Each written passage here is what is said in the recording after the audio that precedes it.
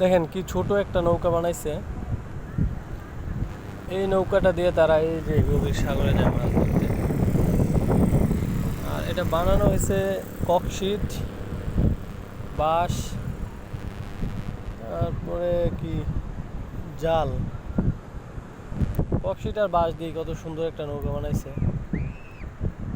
এরা আসলে ভয় পায় না আমার যতটুক ধারণা, নয়তো এত ছোট একটা নৌকা আর এই ককশিটের বাঁশের নৌকা নিয়ে এই যে সাগরে গভীর সাগরে যায় মাছ ধরতে, এটা কিন্তু চারটিখানি কথা না। এই দেখেন, এরকম অনেক দূর আছে, অনেক রাত হইলে যায়,